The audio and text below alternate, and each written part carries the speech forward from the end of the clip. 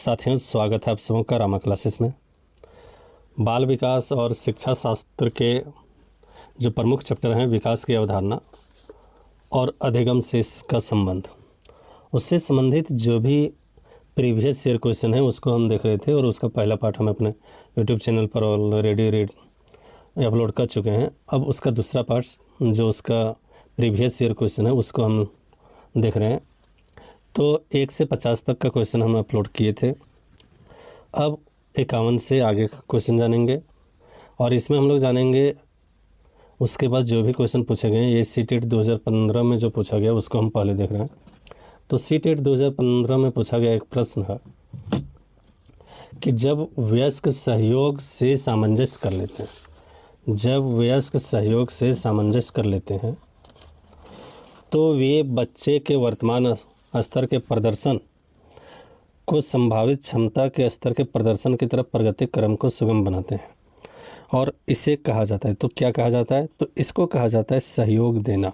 क्या कहा जाता है? सहयोग देना। चूँकि वयस्क सहयोग से सामंजस्य कर रहे हैं और वे बच्चे के वर्तमान स्तर के प्रदर्शन को संभावित क्षमता के स्तर के प्रदर्शनी की तरफ प्रगति क्रम में सुगम बनाते हैं, तो इसको कहेंगे हम लोग सहयोग देना।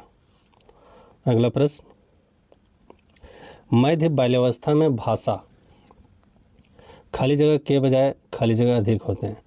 तो जब मध्य बाल्यावस्था होता है उस समय उनकी जो भाषा होती कैसी होती है? तो उस समय उसकी जो भाषा होती है सामाजिकृत के बजाय यह केंद्रित होती है।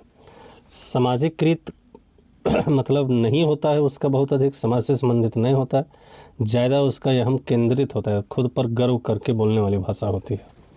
तो इसको हम लोग कहेंगे सामाजिकृत पहले आएंगे और यह हम केंद्रित बाद में आएंगे। क्वेश्चन नंबर 53, निम्नलिखित में कौन सा कथन विकास और अधिगम के बीच संबंध का सर्वश्रेष्ठ रूप में जोड़ता है? तो अधिगम विकास के पीछे रहता है, पहला ऑप्शन। अधिगम और विकास समानार्थक परिभाषित शब्द हैं। अधिगम और विकास एक जटिल तरीके से अंतर्संबंधित है, विकास अधिगम से स्वतंत्र है। तो इसका जो सही आंसर है, विकास और अधिगम एक जटिल तरीके से अंतर्संबंधित है।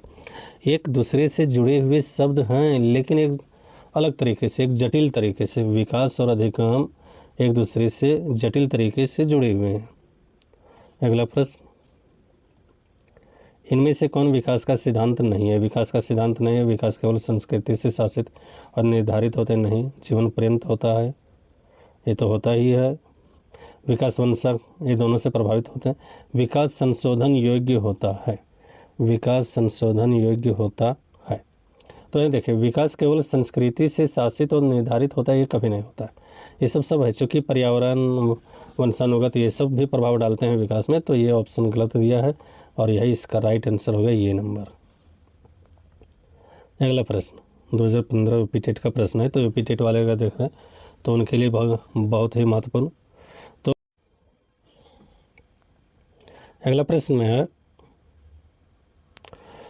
प्राथमिक स्तर के शिक्षक के लिए सबसे महत्वपूर्ण गुण क्या है? तो देखिए, शिक्षण विधियों में सक्षमता और विषय का ज्ञान, ये तो होना ही चाहिए।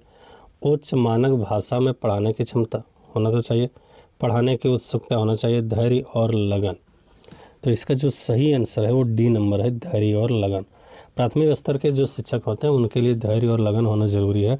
क्यों ज़रूरी है इसको देखें तो सबसे पहले बच्चे बहुत क्या कहते हैं, स्लोली सीखते हैं, धीरे धीरे सीखते हैं, उनमें सुधार जो बहुत जल्दी नहीं होता है। तो उसके साथ में आपको धैर्य रखनी होगी और फिर लगन से काम करना होगा। तो 55 का सही ऑप्शन होगा डी नंबर, धैर्य और लगन। अगला प्रश्न 56, निम्नलिखित में कौन सा विकास का सिद्धांत है? विकास का सिद्धांत कौन है?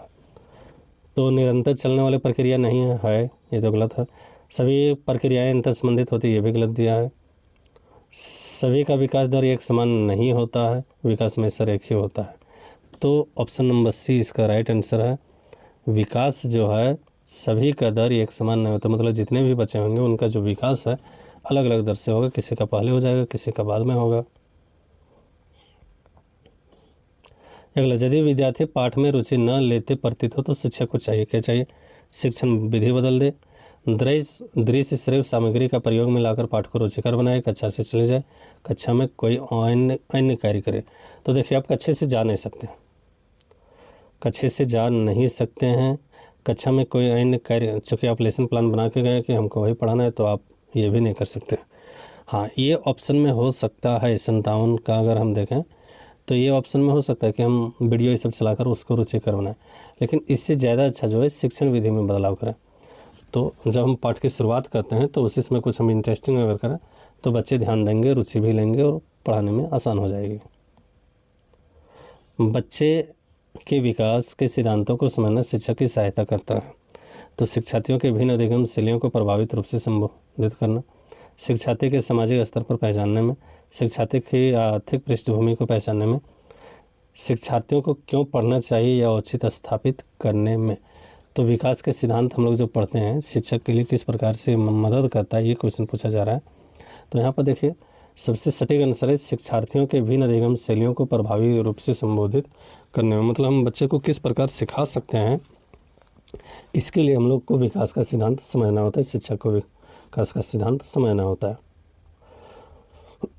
59 नंबर, निम्नलिखित में कौन सा वृद्धि और विकास के सिद्धांतों से संबंधित नहीं है। वृद्धि और विकास के सिद्धांतों से संबंधित नहीं है। तो देखिए निरंतरता का सिद्धांत ये तो संबंधित है, ये संबंधित है।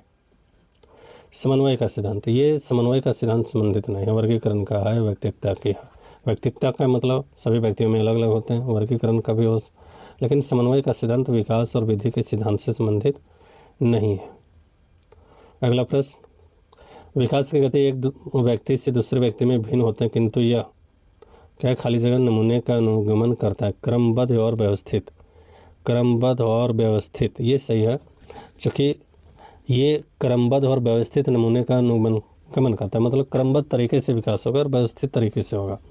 एडी से छुट्टी नहीं होगा, या व्यवस्थित नहीं होगा, या प्रत्याशित नहीं होगा। या प्रत्याशित का मतलब आज बच्चा कुछ नहीं जान रहेगा और कल बच्चा 10th लेवल का क्वेश्चन बना देगा, ऐसा कभी संभव नहीं है। या प्रत्याशित उसको कहेंगे, या व्यवस्थित कहेंगे, मतलब व्यवस्था के अनुसार अगर ना हो।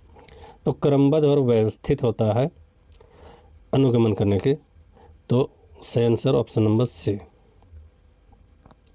विकास के लिए निम्नलिखित में कौन सा एक उचित है। विकास के लिए निम्नलिखित में कौन सा उचित है। सामाजिक सांस्कृतिक संदर्भ विकास में एक महत्वपूर्ण भूमिका निर्वाह करता है, सही है। विकास एकल आयामी है, विकास पृथक है। विकास जन्म से प्रारंभ होता है और समाप्त होता है। क्या जन्म में प्रारंभ होकर तुरंत समाप्त होता नहीं है। तो ऑप्शन नंबर ये सही है, सामाजिक सांस्कृतिक संदर्भ में विकास एक महत्वपूर्ण भूमिका निर्वाह करते हैं। अगला क्वेश्चन 16 का है, सीटेट का। विकास के बारे में निम्नलिखित में कौन सा कथन सही है। विकास जन्म से किशोरावस्था तक आगे की ओर बढ़ता है और फिर पीछे की ओर नहीं, ये तो नहीं है। विकासात्मक परिवर्तन एक सीधी रेखा में जाते हैं, ये भी सही नहीं है। विकास विभिन्न व्यक्तियों में भिन्न गति से होते हैं, ये सही है। विकास जन्म से किशोरावस्था तक तीव्र गति से और उसके बाद रुक जाते हैं, नहीं विकास नहीं रुकता है। विधि को हम कर सकते हैं रुक जाता है। तो ऑप्शन नंबर सी इसका सही आंसर होगा। चलिए अब अगला क्वेश्चन, मध्य बचपन अवधि है। मध्य बचपन अवधि है, मध्य बचपन अवधि क्या है।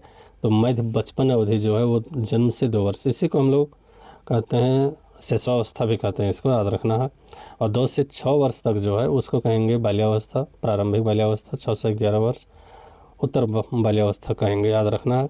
और 10 वर्ष के बाद तो यहाँ वैसा कुछ नहीं है, लेकिन 11 तक हो गया तो 12 वर्ष, और फिर 11 वर्ष के बाद हम लोग किशोरावस्था उसको कहते हैं। अब पूर्व किशोरावस्था भी बोला जाता है उसको। अगला, मनोलैंगिक विकास में सुप्तावस्था, सुप्तावस्था मतलब जो सोए रहते हैं, लेटेंसी पीरियड का वर्ष अंतराल होता है। सुप्तावस्था लेटेंसी पीरियड का जो अंतराल है उसके बारे में क्वेश्चन पूछा जा रहा है। तो 2 से 5 वर्षों तक नहीं है, 6 से यौवन तक। 6 से यौवन तक क्या है, लेटेंसी पीरियड है मनोलैंगिक विकास में। मनोलैंगिक विकास में यहाँ पर देखिए मन का लैंगिक, ये लैंगिक विकास से संबंधित है। आप यहाँ बच्चे के विकास से न समझें, ये लैंगिक विकास से संबंधित है। मतलब 6 से यौवन तक बच्चों के मन में लिंग के प्रति विकासात्मक कार्य होते हैं, इसको ध्यान में रखना है। 18 से 20 नहीं होगा, 18 से पहले बच्चे जो है सो क्या कह सकते हैं उसको, ये मनोलैंगिक में आ जाते हैं। 18 से 20, 20 से 22 ये तो नहीं होगा। 18 साल में तो शादियाँ भी हो जाती है। तो याद रखना 6 से यौवन तक उनका विकास होता है, मनोलैंगिक विकास। अगला प्रश्न, निम्न में कौन सा विकास का सिद्धांत नहीं है। तो विकास का सिद्धांत नहीं है समान प्रतिमान का सिद्धांत। समान प्रतिमान का सिद्धांत, ये क्वेश्चन वैसा नहीं है कि जो है सो बहुत कुछ है। अनुकूलित प्रत्यावर्तन का सिद्धांत ये सही आंसर है इसका, चूँकि निरंतर चलता है, परस्पर संबंध होता है और समान प्रतिमान का सिद्धांत होता है, इसलिए अनुकूलित प्रत्यावर्तन का सिद्धांत विकास का सिद्धांत नहीं है। विकास के परिणाम स्वरूप नवीन विशेषताएं और नवीन योग्यताएं प्रकट होती है, यह कथन किसने दिया है? तो विकास के परिणाम स्वरूप नवीन योग्यताएं और नवीन विशेषताएं जो प्रकट होते हैं, यह कथन मेरेडिथ का है। किसका है? मेरेडिथ का। 2017 यूपी टेट में पूछा गया प्रश्न। कौन सा कथन सही नहीं? इससे पूछा है विकास और वृद्धि और विकास दो अलग अलग आयाम है। वृद्धि जीवन पर्यंत चलती है। वृद्धि विकास की प्रक्रिया का ही एक भाग है। विकास सतत प्रक्रिया है। तो इसका जो सही आंसर है वो पूछा जा रहा है। तो वृद्धि और विकास दो अलग अलग आयाम नहीं है, एक ही आयाम है, एक ही आयाम है। तो यही जो है ऑप्शन सही है, ऑप्शन नंबर ये सही हो जाएगा आपका। अगला, इनमें से किनका नाम सुजनन शास्त्र के पिता से जुड़ा हुआ है? या फिर ऐसे कहें सुजनन शास्त्र का पिता किसे कहा जाता है? इससे संबंधित क्वेश्चन है। तो सुजनन शास्त्र का पिता गाल्टन को कहा जाता है। किसको कहा जाता है? गाल्टन को। यूपी टेट प्राइमरी लेवल में 2017 में ये क्वेश्चन पूछा गया था। अगला प्रश्न देखें, खाली जगह के अलावा निम्नलिखित कारकों में से खेल युवा बच्चों का विकास का एक महत्वपूर्ण भूमिका। वे अपने शरीर पर निपुणता प्राप्त करते हैं, वह अपने इंद्रियों को उत्तेजित करता है, यह समय बिताने का एक सुखद तरीका है, वे नए कौशल हासिल करते हैं और सीखते हैं कि उन्हें कब उपयोग किया जाए। तो अगर ज़्यादा सटीक आंसर देखें तो ये के अलावा निम्नलिखित कारकों से खेल युवा बच्चों के विकास का एक महत्वपूर्ण भूमिका। तो समय बिताने के अलावा और समय बिताने का एक सुखद तरीका के अलावा निम्नलिखित कारकों से खेल युवा बच्चों का विकास में एक महत्वपूर्ण भूमिका निभाते हैं। ऑप्शन नंबर सी इसका सही आंसर होगा। अगला क्वेश्चन अगर देखें तो है शरीर के केंद्रीय भाग परिधियों या अंगांगों का विकास दर्शाता है। क्या दर्शाता है? मध्य बाह्य विकास के सिद्धांतों का, सोपानीय विकास के सिद्धांतों का, विकर्णीय विकास के सिद्धांतों का या विकेंद्रित विकास के सिद्धांत को। तो शरीर का केंद्रीय भाग से परिधि यहाँ पर समझिए, सबसे पहले आपका नाभि या पेट के पास विकास हुआ, उसके बाद चारों ओर आपका जो विकास हो रहा है उसको हम लोग किस प्रकार के सिद्धांत से जानते हैं, ये क्वेश्चन में पूछा जा रहा है। तो उसको हम लोग जानते हैं मध्य बाह्य विकास के सिद्धांत है। मध्य बाह्य विकास के सिद्धांत से पहले मध्य में हुआ, उसके बाद बाह्य उसका विकास हो रहा है, इससे संबंधित है। अगला, निम्नलिखित में कौन सी बाद की बाल्यावस्था के विकास बौद्धिक विकास की विशेषता नहीं है? तो इसमें देखिए विज्ञान की काल्पनिक कथाओं में अधिक रुचि, बढ़ती हुई तार्किक शक्ति, भविष्य की योजना का सूझबूझ, काल्पनिक भयों का अंत। तो कौन से बाद की बाल्यावस्था का बौद्धिक विकास की विशेषता नहीं है? पूछा जा रहा है भविष्य की योजना की सूझबूझ। ये जो है बौद्धिक विकास की विशेषता नहीं है। अगला प्रश्न, गिरोह अवस्था याद रखना है किस आयु वर्ग एवं विलंब विकास से संबंधित है? तो गिरोह अवस्था का मतलब जब वो ग्रुप में रहते हैं तो 16 से 19 वर्ष है और यही है अभिलेख। तो याद रखना 16 से 19 वर्ष का जो है वो गिरोह अवस्था है, मतलब उसमें ग्रुप ज़्यादा बनाएंगे वो और ग्रुप में मिल के काम करना उनको अच्छा लगेगा। अगला, निम्न में कौन सा फ्लेंडर की अंतःक्रिया विश्लेषण प्रणाली से संबंधित है? निम्न में कौन सा फ्लेंडर की अंतःक्रिया विश्लेषण प्रणाली से संबंधित नहीं है? तो छात्र कथन, अभिभावक कथन, शिक्षण कथन या मौन। तो यहाँ पर देखिए अभिभावक कथन जो है फ्लेंडर की अंतःक्रिया विश्लेषण प्रणाली से संबंधित नहीं है। बाकी तीनों छात्र का कथन होना चाहिए, शिक्षक कथन होना चाहिए और बीच में मौन रहना चाहिए जब हम छात्र से प्रश्न पूछें और फिर उनका वो जवाब सोचें उस समय। तो निम्न में कौन सी बाल्यावस्था की विशेषता नहीं है? बाल्यावस्था की विशेषता नहीं है ये पूछा जा रहा है। तो बाल्यावस्था का विशेषता जिज्ञासा की कमी ये नहीं है, उस समय जिज्ञासा खूब होती है। तो यहाँ पर जो सही आंसर होगा ऑप्शन नंबर बी हो जाएगी। निम्न में कौन सा वृद्धि और विकास का प्रथम चरण है? प्रथम चरण में शारीरिक विकास, सामाजिक विकास, नैतिक विकास, मानसिक विकास। यहाँ पर देखिए वृद्धि और विकास का जब प्रथम चरण पूछा जा रहा है तो सबसे पहले शरीर विकास होगा, उसके बाद उसके अंदर मानसिक विकास, नैतिक विकास, सामाजिक विकास ये सब होगा। ऐसा नहीं कोई बच्चा जन्म लिया और उसके अंदर सामाजिकता भावना बढ़ जाए, ऐसा तो संभव नहीं है पहले। अगला, निम्नलिखित में कौन सा कथन बालक विकास के सिद्धांतों के बारे में गलत है? बालक विकास के सिद्धांतों के बारे में गलत है। विकास एक निश्चित से पूर्व अनुमानित प्रारूप से होता है। विकास अनुवांशिकी और वातावरण का उत्पाद परिणाम है। सभी व्यक्ति उनके विकास में समान होते हैं, ये तो कभी नहीं होगा। विकास समाकलन और सिद्धांतों पर कार्य करते हैं, तो यहाँ पर सिद्धांतों के बारे में गलत है, तो हम जो बोलें ये तो कभी नहीं होगा, तो यही तो इसका सही आंसर होगा, चूँकि यहाँ पर गलत पूछा गया है। बाकी सब तो होता है विकास समाकलन के सिद्धांत पर कार्य करते हैं, ये सही है। विकास आनुवांशिकी और वातावरण का उत्पाद का परिणाम है, सही है, ये भी सही है। तो जो इसमें गलत है वही तो सही आंसर होगा, ऑप्शन नंबर सी। अगला प्रश्न, चालक विकास की दर। व्यक्तिगत विभिन्नताएं होती है, फिर भी चालक विकास का क्रम शीर्षगामी, अधोगामी, अधोगामी, शीर्षगामी या परिष्कृत, स्थूल चालक विकास, परिष्कृत, सूक्ष्म, क्या होगा? ये सीटेट 2019 का क्वेश्चन है।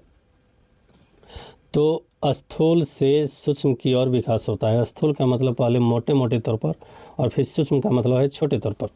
जैसे कोई भी बच्चा जब कोई भी चीज़ पकड़ना चाहता है तो शुरुआती दौर में वो पकड़ नहीं पाता, उससे दूर फेंका जाता है, और अगर पकड़ता भी है तो अलग अलग तरीके से पकड़ता है, तो वहाँ पर वो स्थूल हो गया। सूक्ष्म हो गया वही जब बड़ा हो जाता है तो एकदम सूक्ष्म तरीके से छोटी छोटी चीज़ें भी पकड़ लेंगे, और सही तरीके से भी पकड़ेंगे, कहाँ कैसे पकड़ना है उसके बारे में है। वह अवधि जो वयस्कता और संक्रमण की पहल करती है उसे क्या कहते हैं? तो वयस्कता और संक्रमण की जो पहल करती है उसे कहेंगे किशोरावस्था। क्या कहेंगे? किशोरावस्था। चूँकि वयस्क होने से पहले की जो अवस्था है वो तो किशोरावस्था है।